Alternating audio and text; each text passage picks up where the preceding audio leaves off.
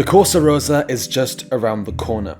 With the Grande Partenza in just a couple of days, we are all excited to see who will be in the battle for the pink jersey in this year's Giro d'Italia. If you are a little confused as to who the contenders are, or at least who we expect to be in contention for the pink jersey, we have shortlisted 5 riders you need to keep your eyes on over the course of these 3 weeks. This list is based off of previous performances at the Grand Tours, the betting odds, expert opinions, in order to cut this down to a list of the top 5 riders who we could see on the final podium in Verona. But as always, it's somewhat subjective, so if you think we've missed anybody out, let us know down below in the comment section. Anyways, let's get things kicked off with number 5, Joao Almeida. Well, if you're looking for consistency, Joao has that. Since the COVID restart in 2020, Joao Almeida has finished in the top 10 of every single UCI World Tour stage race that he has entered, including 2 Giro d'Italias. There is only one other rider with this record, that is of course Tadej Pogacar.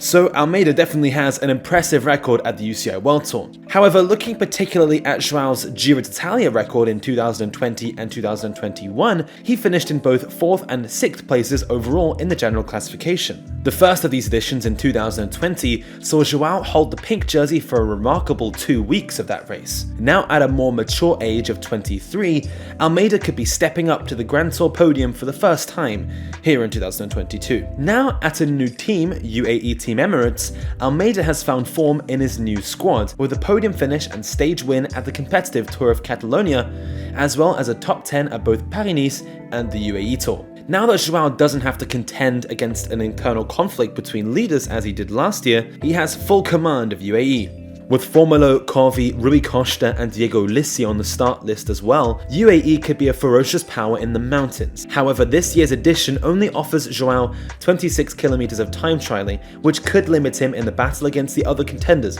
on this list. Number 4, Simon Yates. After a strong Giro debut in 2018 where Yates secured 3 stage wins and a long Maglia Rosa stint, Simon Yates is returning to the Giro for the 5th season in a row. Always citing unfinished business as his motive, Yates is looking to improve on his 3rd place from last year. With a run of form including a 2nd place at Paris-Nice, a stage win there, and a stage win at the Volta a Asturias, Yates is building his form upwards. In terms of this year's Giro d'Italia parcours, Yates could thrive off of the small amount of time trialing kilometers, which we can sometimes see Yates being unpredictable in. With the placement of 2 summit finishes in the first week of racing as well, Yates could have the upper hand on his rivals early on in the race for the Maglia Rosa. With this advantage, Yates could try to lead from the front, as he did in 2018. Furthermore, in the fight for relegation, Bike Exchange are in desperate need of points to stay afloat in the UCI World Tour for 2023. Yates looks like the most likely contender for the Australian squad to secure vital points. Number 3, Romain Balde. France's great hope of days gone by, Romain Balde, is looking to strike out for the Maglia Rosa. Balde has one of the strongest Grand Tour records in this race, with a long list of top 10s at the Tour de France as well as a 7th place in last year's Giro d'Italia. In terms of this season, Romain has been building his form strongly before the Giro, with a win overall at the Tour of the Alps, as well as a top 10 at the UAE Tour. The Frenchman has had a new lease of life at his new team DSM, which he moved to in 2021. This team is fielding a strong squad, which does include the Dutch wonderkid Thymen Arensman. In terms of this year's route, Balde has always been an electrifying rider in the final week of a Grand Tour, and this year's Giro offers a tough final week of racing that could see Balde out-trick the other GC contenders. Well, we interrupt this video in order to remind you to subscribe to the Cycling Dane channel if you're enjoying this kind of video. We have plenty more coming out, including our big preview show, which will be up on the channel later this week. So don't miss that, as well as our live commentaries and previews throughout the whole of the Giro d'Italia. Anyways, let's get back to this list of the Maglia Rosa contenders. Number 2, Miguel Angel Lopez. Well, it's time to talk about Superman. One of the most controversial and intriguing figures of recent Grand Tour racing, Superman will be the guiding light of a very strong Astana team. In recent weeks, Lopez appears to be building up form, with a strong stage win at the Tour of the Alps under his belt. However, his World Tour results have been lackluster so far in 2022. The Colombian will be accompanied on the start line of this race by teammates including Giro champion Vincenzo Nibali, Giro stage winner Joe Dombrowski, as well as David de la Cruz and former Maglia Rosa wearer Valerio Conti. Astana therefore could be lethal in the mountains, especially in that final week, as Superman looks to fly away on the summit finishes of the Dolomites. When looking at Lopez's Grand Tour record as well, he has 2 podium finishes under his belt, including one at the attritional 2018 edition of this race, as well as a podium finish at the 2018 Vuelta a España. So we'll wait and see if Superman Lopez can save the day.